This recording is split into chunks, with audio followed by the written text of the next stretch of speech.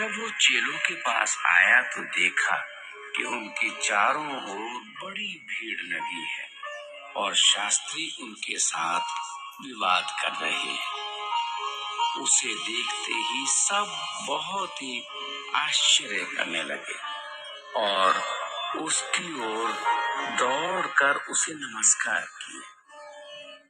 उसने उनसे पूछा, तुम इनसे क्या विवाद कर रहे हो? भीड़ में से एक ने उसे उत्तर दिया, हे गुरु, मैं अपने पुत्र को जिसमें गूंगी आत्मा समाई है तेरे पास लाया था।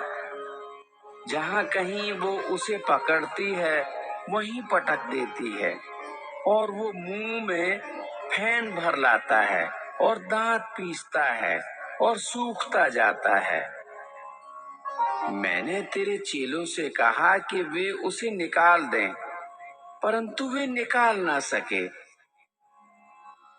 ये सुनकर उसने उनसे उत्तर दे के कहा, हे अविश्वासी लोगों, मैं कब तक तुम्हारे साथ रहूंगा और कब तक तुम्हारी सहूंगा? उसे मेरे पास लाओ। तब वे उसे उसके पास ले आए और जब उसने उसे देखा तो उस आत्मा ने तुरंत उसे मरोड़ा और वो भूमि पर गिरा और मुंह से फेन बहाते हुए लौटने लगा। उसने उसके पिता से पूछा, इसकी ये दशा कब से है? उसने कहा, बचपन से। उसने इसे नष्ट करने के लिए कभी आग और कभी पानी में गिराया, परंतु यदि तू कुछ कर सके तो हम पर तरस खाकर हमारा उपकार कर। यीशु ने उससे कहा, यदि तू कर सकता है, ये क्या बात है? विश्वास करने वाले के लिए सब कुछ हो सकता है। बालक के पिता ने तुरंत गिड़गिड़ाकर कहा, हे प्रभु, मैं विश्वास करता हूँ, मेरे अविश्वास का उपाय कर। तब यीशु ने देखा कि लोग दौड़कर भीड़ लगा रहे हैं, तो उसने अशुद्ध आत्मा को ये कहकर डांटा, हे गूंगी और बहरी आत्मा, मैं तुझे आज्ञा देता हूँ, उसमें से निकल आ और उसमें फिर कभी प्रवेश ना करना। तब वो चिल्लाकर और उसे बहुत मरोड़कर निकल आई और बालक मरा हुआ सा हो गया। यहाँ तक कि बहुत लोग कहने लगे कि वो मर गया, परंतु यीशु ने उसका हाथ पकड़ के उसे उठाया और वो खड़ा हो गया। जब वो घर में आया तो उसके चेलों ने एकांत में उससे पूछा, हम उसे क्यों ना निकाल सके? उसने उनसे कहा, ये जाति बिना प्रार्थना किसी और उपाय से नहीं निकल सकती। फिर वे वहां से चले और गलील में होकर जा रहे थे।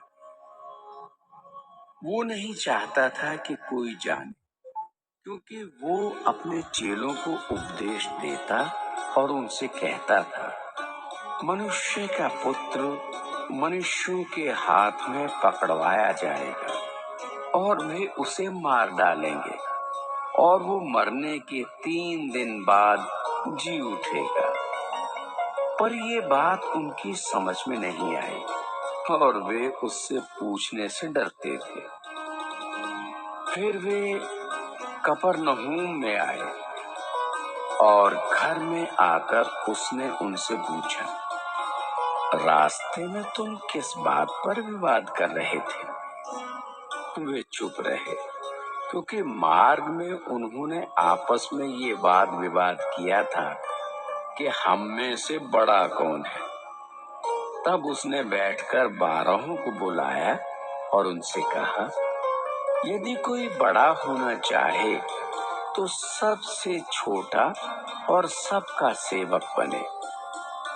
और उसने एक बालक को लेकर उनके बीच में खड़ा किया और उसे गोद में लेकर उनसे कहा, जो कोई मेरे नाम से ऐसे बालकों में से किसी एक को भी ग्रहण करता है, वो मुझे ग्रहण करता है, और जो कोई मुझे ग्रहण करता, वो मुझे नहीं वरन मेरे भेजने वाले को ग्रहण करता है।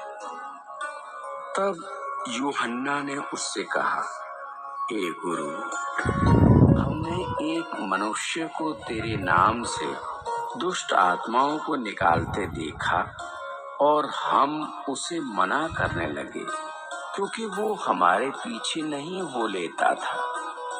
यीशु ने कहा, उसको मत मना करो, क्योंकि ऐसा कोई नहीं जो मेरे नाम से सामर्थ्य का काम करे और जल्दी से मुझे बुरा कह सके, क्योंकि जो हमारे विरोध में नहीं, वो हमारी ओर है। जो कोई एक कटोरा पानी तुम्हें इसलिए पिलाए कि तुम मसीह के हो, तो मैं तुमसे सच कहता हूँ कि वो अपना प्रतिफल किसी रीति से न खोएगा। जो कोई इन छोटों में से जो मुझ पर विश्वास करते हैं, किसी को ठोकर